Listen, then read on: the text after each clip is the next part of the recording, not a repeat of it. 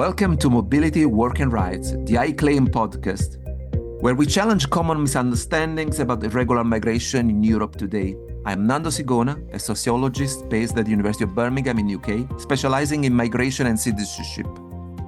And I'm Ilse van Liempt, a human geographer based at the University of Utrecht in the Netherlands, and I focus on belonging and citizenship in the spaces of everyday life in Europe. Together, we are your hosts for this series. In this series, we consider some of the key questions surrounding irregular migration, starting perhaps from the most fundamental ones. What is irregular migration? Who count as irregular migrants? We aim to challenge public and political narratives around irregular migration and encourage you to think differently about one of the most pressing issues of our time, charting a new understanding of Europe's migration history in times of rapid political and social change. Our series draws on research from the I Claim project, which aims to improve the living and labor conditions of irregularized migrant families across Europe. The project is funded by the European Commission Horizon Europe programme, a UKRI.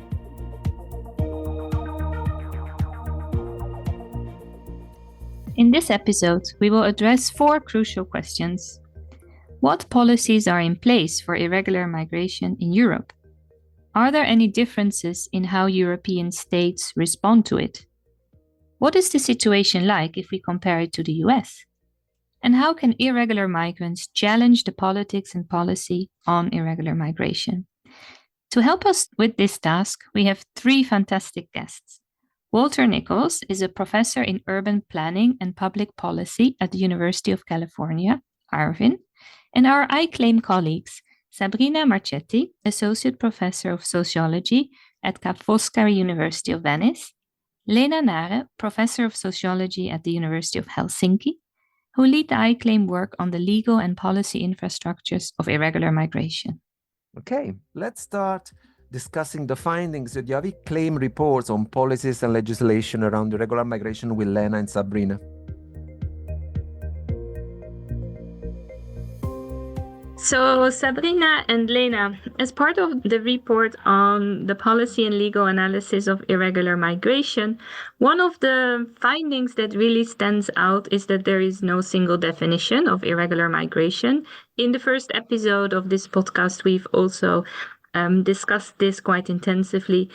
But based on the report, how do people actually become irregular in the various countries that you have studied? Well, in the report, we distinguish between 3 main routes to irregularity that can be administrative, demographic, or geographic. And these are obviously not mutually exclusive because demographic routes, so if you're born to irregularity, is clearly connected to administrative route that is lacking residence permit and status. Usually, one thinks that the most common route to irregularity is the geographic route, so crossing borders irregularly. But in reality, the most typical way is administrative reasons. So you end up irregular migration because you're unable to register your residence permit, or you lose it because the residence permit expires and you're unable to renew it, or your travel documents are not recognized. For instance, in Finland, Somali nationals have to kind of punished for their countries the fact that, Somali documents are not recognized by the Finnish state. So for a Somali migrant, you cannot register yourself as a labor migrant. In the Netherlands and in Finland, for instance, the most common route is your asylum application is rejected. These are different ways of ending up into irregularity. And we see differences in the countries. For instance, in Poland, most of irregularity actually concerns irregular work rather than other forms of irregularity. Okay. And Sabrina, what is the situation in Italy? In Italy, we have, as we know from the news from politics, strong emphasis on border crossings and through the sea, through the Mediterranean Sea. But actually, also in the Italian case, most of the people find themselves in an irregular situation after they already have arrived in Italy and after they're working in Italy because of overstaying or other type of administrative reasons of administrative irregularity. Italy is a country with a large portion of undeclared informal work. This has been tackled recently by a large scheme for the regularization of migrants and Italian workers, but migrants especially working in domestic work and agriculture. They were the two sectors more impacted by the COVID pandemic, so the essential work. But we have also other forms for people to regularize themselves through schemes for anti-trafficking, for example. Other countries like Germany have a very special features like the Duldung. That's a very special characteristic of the German setting in which people that are required to leave the country are actually tolerated for staying in the country. But these people have a very precarious living conditions. They are not entitled to access public services, regular work, and so forth. So it's a very invisible population. They estimate around 300,000 people in Germany being in this condition currently. The UK, finally, a very different setting once again. We know that in the UK there has been a spread of what has been defined a hostile environment policy that has made difficult for people that are in irregular conditions to interact with the society at large. And many actors, private actors, are in a way delegated to do some border enforcement in people's everyday life. So also in the UK, we know that the main emphasis in the political mainstream discourse is on border crossing, on burglars, asylum seekers, and so forth. But here again, the main route into irregularity is actually administrative reasons and overstaying for people that for many reasons cannot cope with the very strict requirements of legislation. And we know that these legislations are becoming even stricter and stricter. So that's making difficult for people, even more than in the past, to fit the schemes. So if we move away from how to become an irregular migrant to what does it mean in the everyday life for people, what did you find in the report? Are people treated the same in every country? What does it mean to be an irregular migrant in terms of right entitlement in the different countries that are covered in this report? The implications for all people, I mean, being an irregular migrant is an individual tragedy. Everyone, nevertheless, have fundamental rights for being human beings. They have rights to human dignity, right to life. This is irrespective of their residence or immigration status. But accessing these rights are very limited. And there we have, of course, differences from country to country. We see that all countries limit irregularized migrants' access to welfare and healthcare, and of course to work. For instance, right to basic security is in many countries so limited that people are forced to take informal work, which renders them highly vulnerable to exploitation. Right to healthcare and welfare services depends on the residence status, and these rights are also governed at the municipal local level in many countries. And what we are seeing is that in many cities and municipalities actually grant greater access for irregularized migrants than the nation state legislation would kind of grant.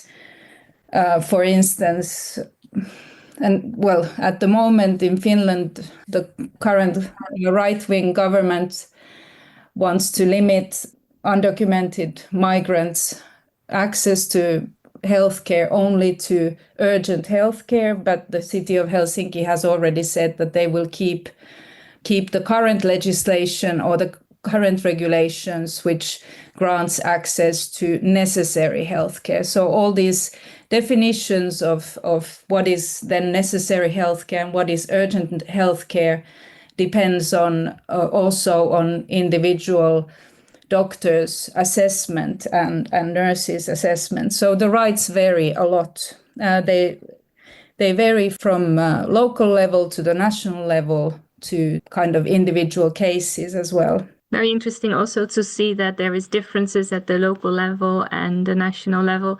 But can I ask you, is there a possibility to move out of irregularity?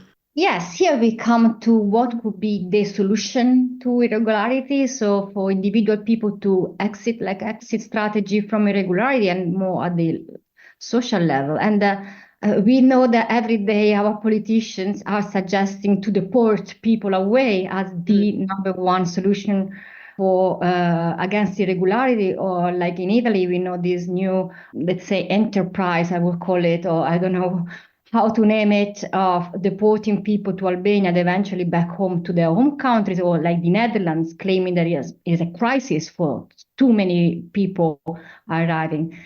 These are not in any way the solutions against the irregularity that people experience. It might sound utopistic to say it in this moment, but it is true that a major avenue for people to regularize themselves will be a scheme that would allow them to show that they are working, that they're living in those countries, a scheme which would have quite ample margins for people to get their application through. And especially I would like to emphasize also on the basis of the research I'm currently carrying out in Italy, a scheme that does not give to individual people like employers too much power. So not to put people in the hands of the individual sponsor, who's often the employer, to allow them to acquire more rights. Lena already spoke about the importance of following some very good patterns, very good examples that happen at the local level and then might be taken up to higher national level, so more of a bottom-up approach when it comes to policy making in this sector. And especially for what concerns the labor sectors that our project is investigating, we really need to work more, put all the strength that we have in fighting against all kind of exploitation that exists in domestic work, logistics, and agriculture work through labor inspections in some cases, but also through incentives to people that want to regularize their employees or workers themselves that want to regularize themselves. So to let undeclared work to emerge and be settled. I would also conclude by saying that we should also promote the fact that migrants could find more stable, less precarious, more socially valuable employment that does not give them more rights in this moment, but gives them more rights in the future trajectory that they have, so that they will not maybe find themselves again at risk of losing their status in a few years in the future. Lena and Sabrina gave us a detailed and interesting insight in findings on the policy and legal infrastructures of irregular migration in different European countries. All the reports are available on our website. Now let's move to Professor Walter Nicholls, who is based in the United States, to see how he reflects on these results. Welcome, Walter Nicholls. Thank you for joining us on our podcast. We've just listened to Sabrina Marchetti and Lena Nare, who shared with us that across the European countries studied for our iClaim project, there is no single definition of who is an irregular migrant. Can I ask you what the situation is in the US? How is irregular migration defined in the US? Is there a difference with Europe? Yes, in the United States, I mean, there are different. It's a little bit complicated because there are different types of statuses that provide temporary visas for like a temporary travel visa to deferred action, periods of time in which your court case, say for an asylum case, is being assessed. So there are a lot of different types of what some people would call statuses of liminal legality, liminally legal migration status. that falls before the final situation being considered undocumented, an undocumented status. Undocumented status basically means that there are no conditions, there are no sort of legal or administrative conditions that would permit you to reside within the United States. That would be the ultimate sort of definition of sort of irregular status. So there are so undocumented status is a little bit different than irregular status. I mean, I think, because for us, undocumented status would be, completely without any kind of status whatsoever that would make somebody ineligible to reside within the United States, within the jurisdiction of the United States. But then there are all these types of liminal statuses between full legality, between full permanent residency status, again, such as deferred action, and these other types of exceptions granted for people who are undergoing sort of court cases or a special review. So there is a lot of different types of statuses. Lots of different types of statuses between full legality and full so-called illegality. And many people are within those types of statuses. And a lot of times those intermediate statuses are assessed not necessarily by sort of law, but more by the discretionary powers of the president or his administration. So this is the reason why sort of the presidential powers become particularly important for immigration, because they have the sort of enormous amounts of power to say, to withdraw those types of statuses or to extend those statuses to different types of groups. Interesting. So that also leads me to the second question, which is about regularization. So extending the status or regularizing somebody's position. Something that we found in the context of Europe is that there's actually no policy around regularization. What's the situation in the US? Is it more of a substantial form of policy or not? No, the last major regularization was in 1986. And that was it. So since 1986, there have been several efforts to introduce regularization statuses, what we sort of call amnesty. So in 2005, there was an effort. 2006, there was an effort. 2007, there was an effort. And each of those efforts fell apart. And then again in 2013, there was another effort soon after the election of Barack Obama, but that fell apart again. And that was the last time there was an effort to provide sort of mass regularization. So typically mass regularization has to go through Congress. It has to be a legislative process approved by the president. It can't be necessarily something that's enacted through presidential executive authority. So this means that it's a bit heavier. Regularization requires congressional approval, which is much harder to get.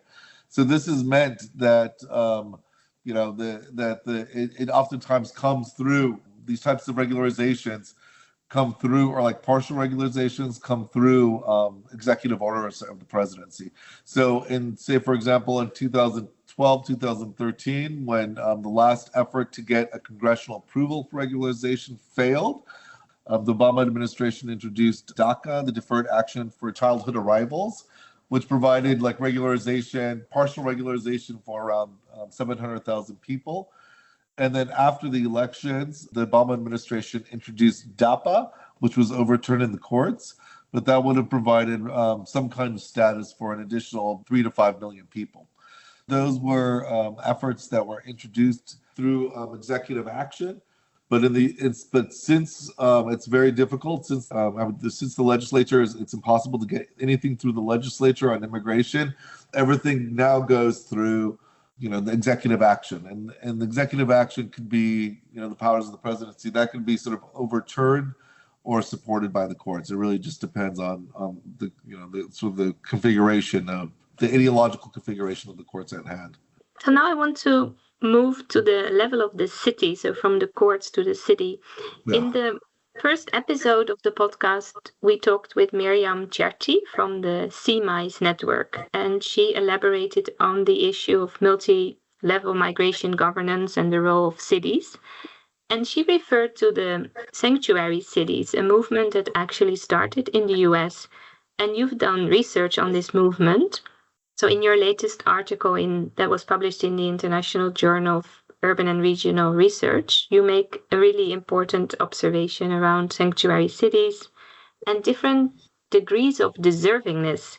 Can you maybe explain to the listener how deservingness works out in this particular context? So a sanctuary city would basically, the definition of sanctuary city in the United States, or a sanctuary state, it operates at state or city level sort of jurisdictions, would be to restrict, a sanctuary city would restrict local law enforcement, say municipal police, sheriff's department, from cooperating with federal immigration authorities in the deportation or the detention or deportation of migrants from their jurisdictions. So, for example, if I were to be driving my car and I were to get pulled over for some kind of municipal infraction, in some municipalities, there would be agreements with the federal government that the information that I hand over to the police officer would be used by the federal government to detain me or to initiate deportation proceedings. That kind of cooperation between sort of local police and federal immigration authorities really did contribute to a massive level of deportations in the 2010s. So that was an important link that really facilitated deportations. And so sanctuary cities and sanctuary state laws is an effort to sort of cut the line between information sharing between local law enforcement and federal law enforcement agencies.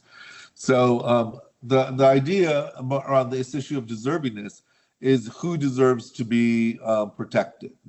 So some people would say all migrants should be protected and no information should be shared with federal law enforcement agencies, while other people say, well, we should protect some, but not others. So some people might be, might be sort of considered undeserving because they might not necessarily have jobs. The types of criminal activities that they engage in might pass a certain threshold of moral acceptability, such as sort of drinking and driving, sort of theft, or certain types of criminal activities which are seen above the threshold of providing sorts of protection. So the idea between sort of deservingness and undeservingness is who deserves sort of full protected status within our jurisdiction. And this becomes a big fight, So you can have, in California, for example, you have a lot of these fights around, sanctuary. Everybody believes in sanctuary, but not everybody believes that all migrants should be protected from sort of federal incursions. Some people believe that some migrants deserve protection, other migrants deserve less protection, while others believe that migrants who are in irregular status deserve no protection. So there's a whole, so people use their moral frameworks to create sort of a stratification of who deserves protection and who doesn't. And that kind of sort of moral framework helps to differentiate legal markers of where that line should be. So then it becomes like, if I believe that nobody should be protected, then there's no protection. If I believe that some people should be protected who engage in non-violent criminal acts, then I make that the legal marker. I translate my moral symbolic hierarchy directly into law. And other people might see that all migrants deserve protection because they're equal to anybody else within the jurisdiction, and as such, they should be, sort of treated like everybody else. They should, if they've committed a crime, they should be tried by the local jurisdiction. Submitting them to, the argument would be that submitting them to federal oversight, federal accountability would be sort of a double punishment, and that double punishment makes that kind of situation sort of illegitimate in the eyes of those folks. Those types of symbolic sort of classification systems are translated directly into the laws that are enacted in sanctuary laws. In some of the regularization programs, there is also a moral distinction, like, for example, the regularization program focused on children or specific vulnerable groups. Absolutely. There's always, so morality is always translated into law when it comes to it's really about, who deserves to stay versus who doesn't. And then that becomes the big battle. That becomes the line of debate. So sanctuary, it's around sort of criminal law. Within, the DACA, the Deferred Action for Childhood Arrivals, It's around sort of age and whether you're going to, if you're getting sort of if you're going to university or not. It's about how much time you're at the university. All these become sort of moral lines, or sort of, observable. These are the ways in which you actually can, there are big fights over how many years in college should one be in the country in order to be seen as, appropriately affiliated to gain some kind of recognition of protection. And what about migrants themselves? Because you have done also quite some work on social movement and activism. So can you share some of your insights based on your research on if and how irregular or undocumented migrants organize themselves? Yeah, so just in terms of this issue of deservingness, just to sort of build up on that. Mm-hmm. So that becomes, so this becomes sort of the discursive framework within which people sort of mobilize. So say, for example, the Dreamers, they would oftentimes in 2012, 2011, they would have these signs: "We are dreamers, we are not criminals." No, we are the fulfillment of the American dream. We're not, we pose no threat to the United States as criminals. You start to sort of form sort of your communication strategies around your ability to fit the moral categories that are being inscribed into sort of laws within the context at hand. So and everybody has to do this. So you would see, sort of even the most left-wing organizations make arguments that, Fernando was here, he's a member of the community, Fernando knows everybody likes Fernando, he supported his children in the soccer leagues or the football leagues, upstanding member of the community. These are all sort of moral markers, rather than just saying Fernando's a human being and as such deserves equal rights as everybody else. No, Those are two different sort of arguments. Like Fernando could be an axe murderer, but nevertheless, as such, he should be tried as an axe murderer. But nevertheless, as such, he has other, sort of rights that are afforded to him as a human being, and that's the only thing that matters. That would be sort of a sort of a rights-based argument. It's sort of in the world of sort of migration, it's deservingness-based arguments, and immigrant rights activists are compelled to sort of operate within that. So many of the arguments are about, like, how do you fit the sort of the moral the moral opportunities, the moral categories that are presented to you by the state. So if it's children, then you say, I was raised as a child, I didn't necessarily know what's going on in my country. I'm not a criminal. You create sort of distinctions. I'm an American. I'm good. I want to contribute to America, etc.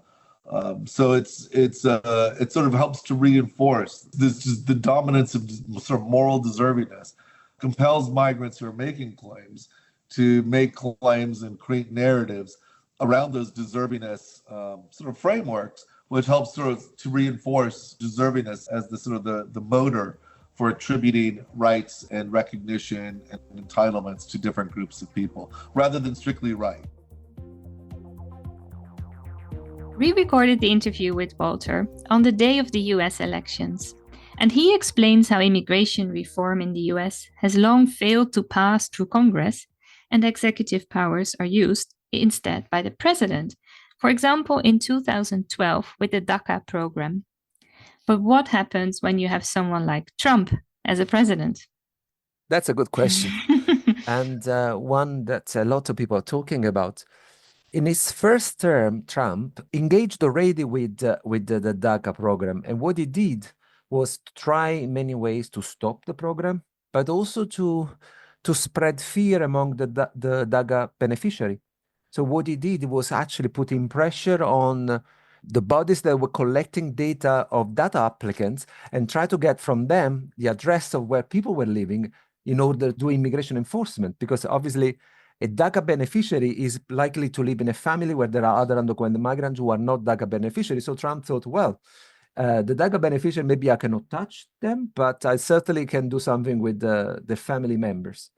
There was a lot of opposition in courts that tried to stop him from doing it. But in general, this was a process that really scarred the applicants. Nowadays, we know that one of the main promises in the last electoral campaign has been this promise of a mass deportation of millions of undocumented migrants From actually it's talking about from day one, he's already talked about involving the army in this mission. Is talking about creating huge detention facilities in where to arrest and entertain people until they are removed.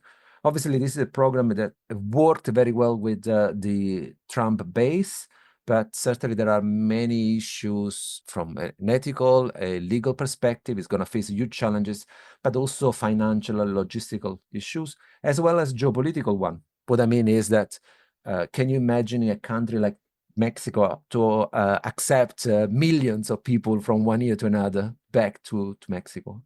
We know from the European experience that doing a removal is not easy to do, and often it needs bilateral agreement and etc. to be executed. So in many ways, what we see here with Trump, it's clearly a tendency that I think is not that much different from what we are seeing in Europe, isn't it, Ilse? Yeah, true. The new European Commission will take office in December. And the emphasis also in Europe seems to be very much on removal and enforcement, also on this side of the ocean. In our policy brief, we've also observed this trend towards removal and detention in all the European countries. And there is a lot of discussion on migration deals and trying to deport people. But actually, there is less discussion about the people who stay. I mean, there is some policies on regularization. Spain is currently proposing a really large-scale regularization program. But here, as was also mentioned by Sabrina in the previous interview, it's important to be cautious as well and to look really closely to the conditions of these regularization programs, because for some people it works out really well, but there is obviously also all sorts of precarity involved. So for example, the sponsorships program that makes irregular migrants really dependent on their sponsors, or as Walter Nicholls was also pointing out, this hierarchy of deservingness. So some people might be more applicable than others. So there is also, cautiousness to take in mind when we look at these regularization programs as a solution. I think one thing that Sabrina says that I found very effective is this idea that when we talk about regularization, it's not just about thinking about the present, but also about giving possibility to people to build a future in the country where they live. And I think that's a really important point, because one of the risks that we've seen in previous regularization program implemented in a number of European countries, that they just basically give very short terms right to stay, but also impose conditions that doesn't really allow people to build a future, to make a plan, to have and create a condition for a dignified life. Ilse, what Lena said about the way in which what it matters is the condition in which then being irregular shapes the life of people in the country where they live. I mean, what Lena stood out is there are on paper people may have some rights. There is some groups may be more protected than others, but actually access to these rights is not necessarily easy. But also the condition that irregularity imposed on people also has an impact on their working life. What can you tell us about this? The irregular condition definitely shapes the working conditions. And what we see in the Netherlands, we see actually two things. One is that work is not really part of the discourse. So when irregular migration is discussed, it's actually very much this EU discourse on return and detention and deportation. So irregular migrants are not supposed to be here. So the fact that they are here and that they work and that they have a life is not really part of the discourse. Nevertheless, there is a lot of irregular migrants who work.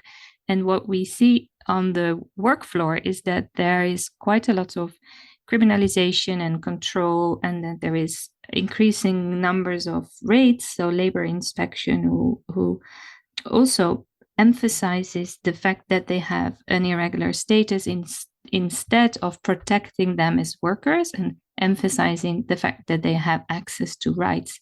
So it's very problematic in the sense that it's difficult to, even though irregular migrants have rights as workers, in practice it's very difficult to materialize these rights and these more just working conditions? I think in the relationship between access to work and working condition and irregular status is something on which we're going to come back in the future when we're going to look specifically at the sectors on which we are working, which is the logistic and delivery, agriculture and domestic work. One of the aspects you mentioned earlier is the idea of sponsorship. Normally we think about sponsorship as a positive thing. Sponsorship increasingly has become really a structural part of the legal migration system. So in order to get a working visa, you have to have a sponsor that invites you to the country. But even when we talk about sponsorship, there are differences. A sponsor may be a generic offer of work, or it may be basically linking a person specifically to one job or one employer. And here is where it's actually interesting for us, because by linking very strictly one person to one job is also creating and making this relationship fundamental for a person to retain the right to stay.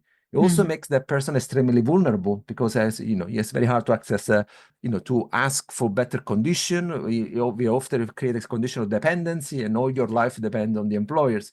And this is something we are starting to see very much in the research by talking with migrants with precarious status in different countries. It's right. Also, in the Netherlands, there is this discussion now about the fact that a lot of workers who lose their job also lose their house and become homeless. So you see that this dependency on the employer has huge impact also on not only on the working conditions, but also on the living conditions. Thank you for joining us for this episode of Mobility and Work and Right, the iClaim podcast today. To make sure you don't miss any episode in our series, please subscribe on your favorite podcast provider or join the iClaim mailing list on our website. We'd love to hear from you. Share your comments and questions with us via our website or social media. Bye from me, Ilse van Liempt. And bye from me, Nando Sigona. See you next time.